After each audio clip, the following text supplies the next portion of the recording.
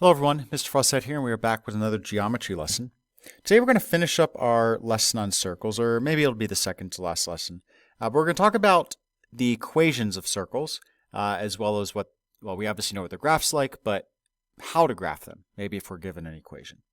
So we are going to do the do now today, because it's very relevant to what we're about to do. So look at problems 1 and 2. First one says find the distance between 2 points. Second one says fill in the following table given the x values. So pause the video, go ahead and do that and see if you get them correct.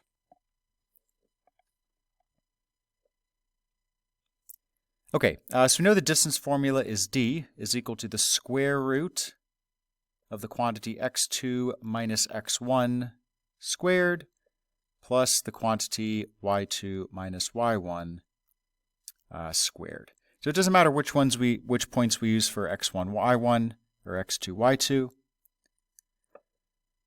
I'm going to use this point as x1, y1. So that's going to give me negative 4 minus 3 quantity squared plus 2 minus 8 quantity squared. You can put it into the calculator, or we can just simplify. I'm just going to simplify by hand. So this is going to give me negative 7 squared plus negative 6 squared. This gives me 49, or the square root of 49, plus 36. We'll keep the same color. This could give me the square root of 85, which is approximately equal to 9.2. It doesn't say whether they want the exact answer or whether we're supposed to round to the nearest tenth. So we'll just give both, the square root of 85 or 9.2 approximately. All right, let's take a look at number 2.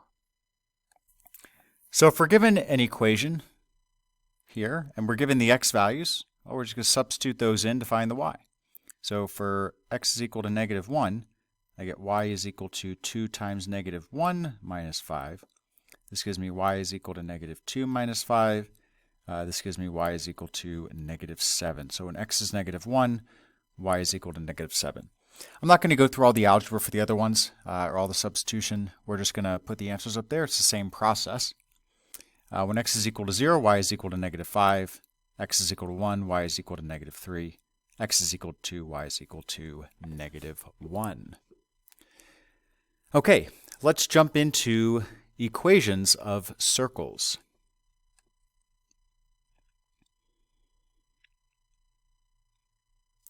All right, so I would encourage you to pause the video and try to work your way through these questions. So you actually have questions 1, 2, and 3 on this page, and then we can actually do questions 4 and 5 on the second page. This is going to help you develop the formula for the equation of a circle. Instead of me just giving it to you, this will kind of show you where it comes from, which may make it a little bit more easier to remember. So pause the video, work through these questions. If there's something you don't understand, that's okay. Think about it. If you still don't understand it, then hopefully I'll answer it for you when you join us back with the live video. Okay, question number 1 says, what point is the center of the circle? Well, for this circle, the center is the origin, so 0, 0. What's the radius? Well, the radius is the distance from the center to the circle. So it's easy if I just look at the x-axis, because it goes right through 5 on the x-axis. So that distance is 5, which means the radius is 5, which means any of these segments would be equal to 5. Right? Some of them are a little harder to tell because we can't just count the units, but they would all be equal to 5. All right, number 3 says plot a point at 3, 4.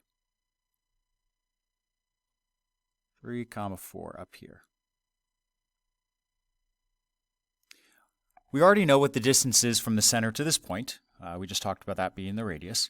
But can we prove it? And the answer is yes, we can. We're going to use the distance formula, just like we did up above for one of our do now problems. So I'm going to try to squeeze it in here on the right. Here are my 2 points, 0, 0, 3, 4. So the distance, we'll use the red point as my x1, my y1. So that means I'm going to get 0 minus 3, quantity squared, plus 0 minus 4, quantity squared. This gives us the square root of negative 3 squared plus negative 4 squared. This gives us 9 plus 16. This gives us a square root of 25. Square root of 9 plus 16 is equal to square root of 25. And we have proved that that distance is 5. Okay, hold on to this thought as we move to the next problem, or the next piece of this problem.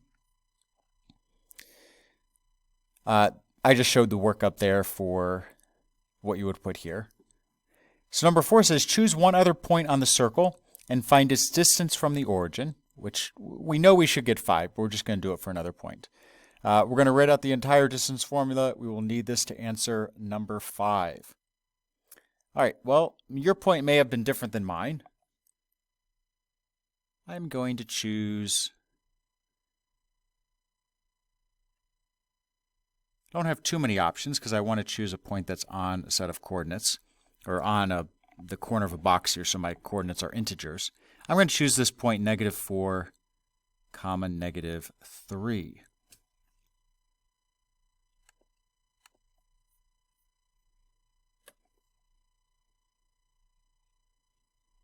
So I've got 0, 0, and negative 4, negative 3. I'm just going to quickly do this distance formula.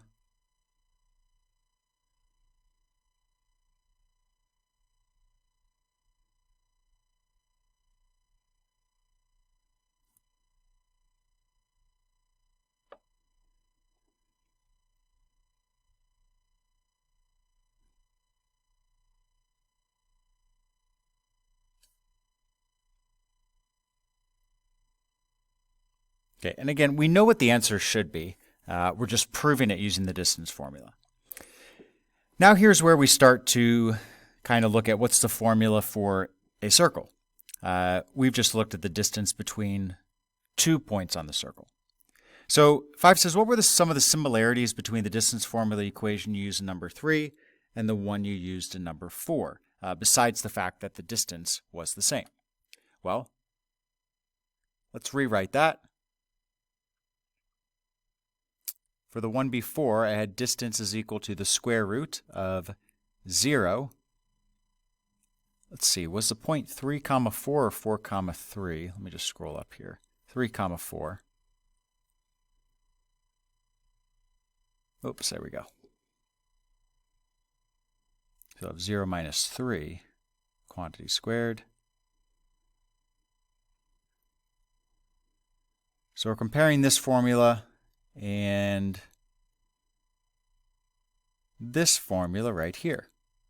Well, what are the similarities?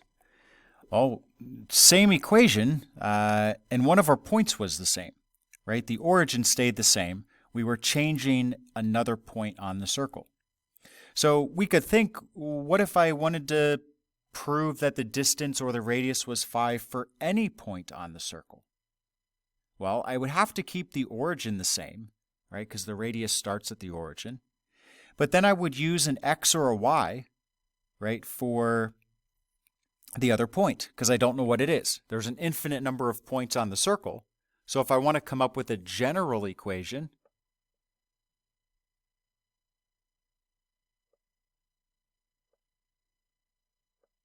whoops.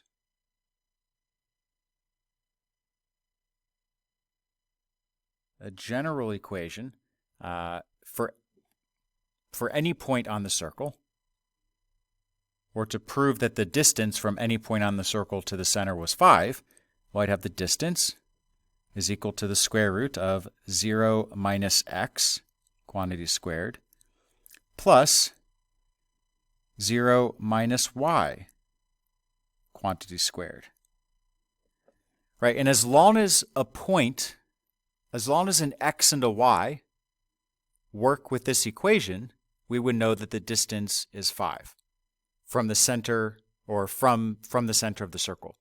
And if a point and the center of the circle are 5 units away, well, then that point is going to have to be on the circle, right? If I think about, if I have a center point here, if there's another point that's 5 units away, there's nowhere for me to draw it where it wouldn't be on the circle, right? If I draw it upwards, well, I'm going to be up here.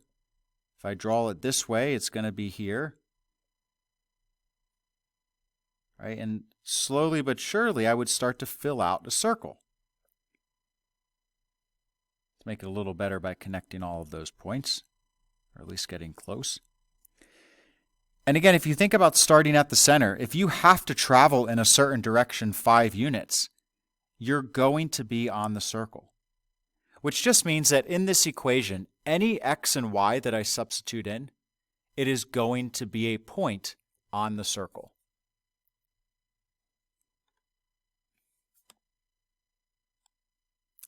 Now, there's a couple of things to think about before I show you, and you can already see it by looking at the bottom of the page, but there's a couple things we need to think about to go from this general equation in green to the equations at the bottom of our paper that represent the equation of any circle. This equation right here represents the equation of a circle centered at 0, right? Because we've chosen one x and y to always be 0. So if our circle is centered at the origin, this equation would work. And actually, we can write this equation in another way. Right? We could also write it as d is equal to, and we'll separate these, the square root of x minus 0 quantity squared plus y minus 0 quantity squared. Right? It doesn't matter in what order I subtract two things if I'm going to square the difference afterwards. Right? Because if I'm squaring it, it's always going to end up positive. So what I have in blue and green, they represent the same equation. They're both going to represent the equation of a circle centered at 0. Okay, so let's make sure we understand that, right? Both of these equations mean the same thing. The next thing we need to think about is, well, what if I wanted to make my radius 8? What would I have to change about these equations? Or where is my radius represented by these equations? What part of this equation represents my radius? And maybe look back at our previous examples to think about that. Well, the radius is the distance between the center and any point on the circle. So our radius is actually this d in both of the equations. So we could rewrite this as r. Right? If we're talking specifically about a circle, the radius is going to be the distance between the center and any point on the circle. So the d represents our radius. So we can just write that as an r because r stands for radius. Another thing we need to think about is, what if I don't want this circle centered at the origin? Right now, we have it centered at 0, 0. But there's no rule that says circles have to have their center at the origin. What if I want my circle to have its center at 2, 3, or negative 192, 1? Right? I can put my circle wherever I want to on a graph. Or at least I want an equation where I could do that. I don't want to be restrained by having it always have to be at the origin. Well, that means we need to think about these zeros. Because these zeros, oops, that is a little too heavy. These zeros are unchanged because for both of these equations, we're assuming our circle starts at the origin.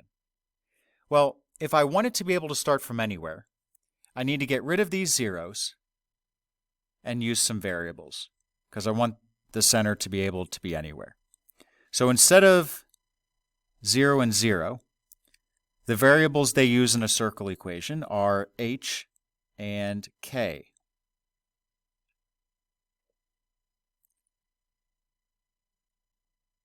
So the center of your circle, when you're working with this equation, is going to be at h, comma, k.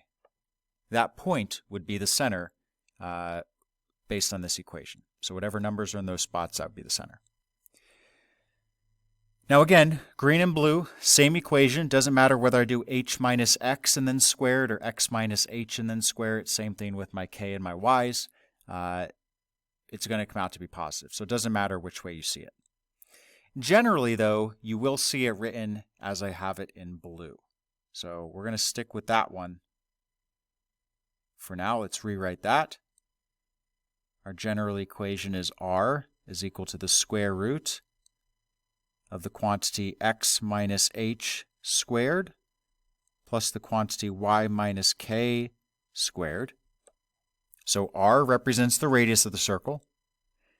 X and y are going to stay x's and y's because those could represent any point on the circle. And you would see a number for h and k, right? Because that's going to represent the center. That's going to be a constant throughout your entire formula. The one extra thing they do when you see the circle equation written is that you'll almost always see it without the radical. So they get rid of it, but they don't just erase it, right? They use an inverse operation. They square both sides. So we get r squared is equal to the quantity x minus h squared plus the quantity y minus k squared. So what I have in maroon is the most common equation of a circle that you'll see, and that's the one that we'll work with. And again, we know that the r represents the radius, the h comma k represents our center, and then whatever values we could fill in for x's and y's, those would represent points on the circle. Hopefully, building this equation up from the ground essentially helps you understand it a bit better. You may need to listen to this again, though, if that process and those explanations didn't quite sink in the first time. Because again, if I just gave you this formula, you'd be like, what? Where does that come from? What's going on there? But hopefully you can see that we just build it using the distance formula. Okay, let's look at some problems. This is just what we have down here, right? It's kind of what I was showing you. We just showed you how it was built. Let's do number 1 and we'll actually just do number 1. So it says, write the equation of a circle with a center of 4, 5 and a radius of 7. So we'll start with our general formula.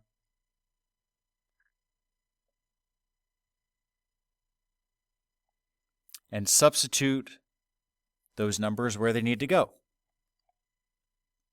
One thing I will say is you're not going to multiply out these binomials. So you are not going to, you may hear it as FOIL. I don't love that word. I just like calling it distributing. Because really this just means x minus h times a quantity x minus h.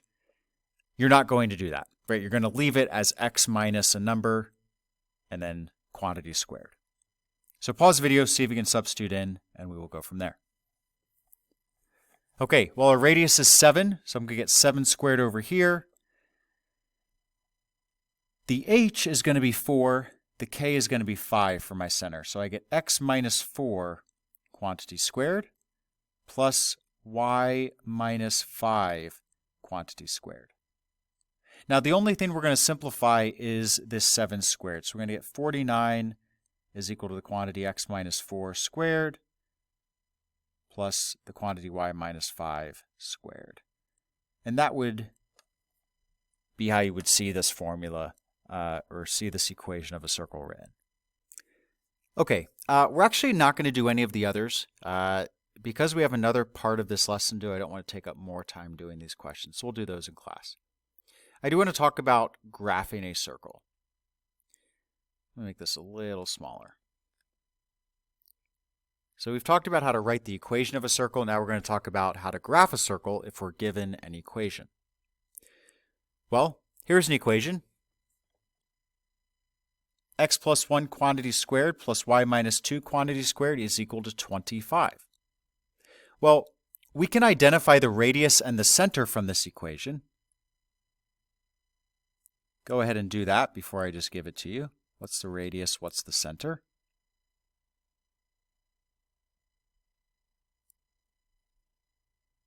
Well, the radius is going to be the square root of 25, so the radius is 5. Common mistake, students will say the radius is 25, but remember it's r squared is equal to the other side, not r. So radius is 5. The center, h comma k, we've got negative 1 comma 2. You may wonder, why is it negative 1? Well, this x minus 1, right, it's x minus h quantity squared from the distance formula. So if I get x plus 1 quantity squared, x plus 1 is really written as x minus negative 1 quantity squared. And that would be our h right there. So h ends up being negative. So I can plot my center, negative 1 comma 2. I know that my radius is 5. So I could actually just count up, down 5, left and right 5. So from 2 to 7, from negative 1 to 4, from 2 to negative 3, from negative 1 to negative 6. And that would give me 4 points on the circle. And I could kind of sketch what the circle looks like from those points. That would be reasonable.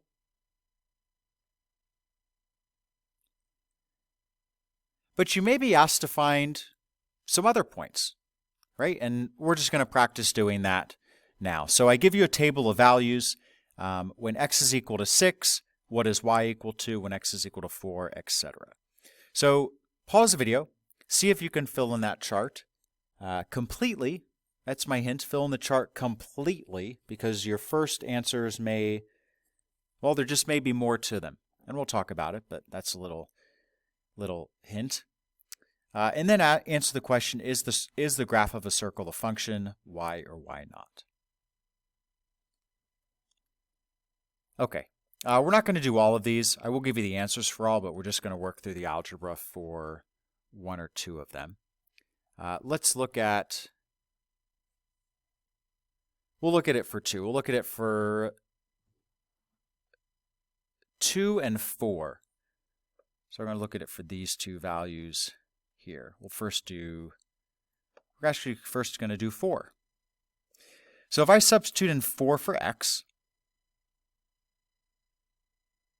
4 plus 1 quantity squared plus the quantity y minus 2 squared is equal to 25. 4 plus 1 is 5, so I get 25. Subtract 25 from both sides. I get y minus 0 quantity squared is equal to 0. Sorry, y minus 2 quantity squared is equal to 0. Square root both sides. That gives me y minus 2 is equal to 0. And then I get y is equal to 2. So pretty straightforward there. When x is equal to 4, y is equal to 2. And I should be able to plot that. Well, we already did. Right? That was one of the ones we figured out. So 4 comma 2. Let's now look at when x is equal to 2. Let me erase this.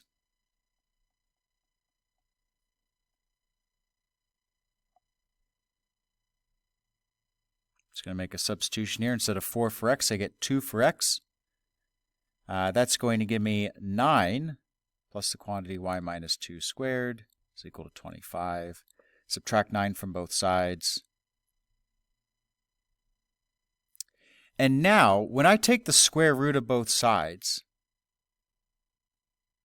I get y minus 2, but I get 2 answers, right? I get positive or negative 4. Right? Because if I square positive 4, I get 16. If I square negative 4, I get 16. So with 0, right, there's not a positive and a negative answer. There's just 0. When you have a positive number and you take the square root, you're getting 2 answers. So we actually have 2 equations to solve here. I have y minus 2 is equal to negative 4. And I've got to solve y minus 2 is equal to positive 4. So for the green, I get y is equal to 6. For the orange, I get y is equal to negative 2. And if we take a look at the graph, that makes sense, right? When x is equal to 2, y can be equal to 6, or y can be equal to negative 2. Right? Had I drawn that circle a bit better, we would have seen that. So our y values were actually split. We get negative 2 and positive 6. For the other values in the table, when x is equal to negative 6, y is equal to 2. For negative 4, we get 6 and negative 2. And for negative 1, we get 7 and negative 3. This should help us answer the question whether a circle is a function, right? And I know we could say it doesn't pass the vertical line test. That's a very quick and easy way to say whether a graph is a function or not. However, if we want to get down to the definition of a function, we have to go a little bit further than just say it doesn't pass the vertical line test. So pause the video, think about whether the graph of a circle is a function based on the definition of a function, if you haven't done that already. Okay, so definition of a function is that each x value, or each input, or each domain value is paired to exactly one range value, or one y value, or one output value.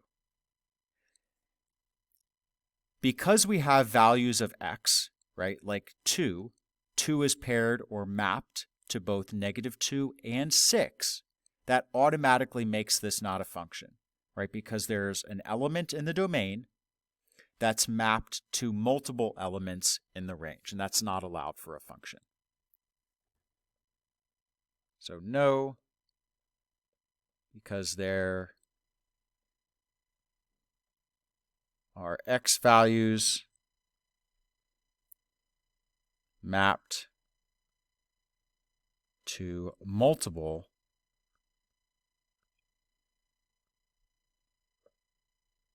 y values. Okay, that is going to wrap up our lesson on equations of circles. We'll finish the rest of these problems in class. As always, enjoy the rest of your day, and we will look forward to seeing you next time.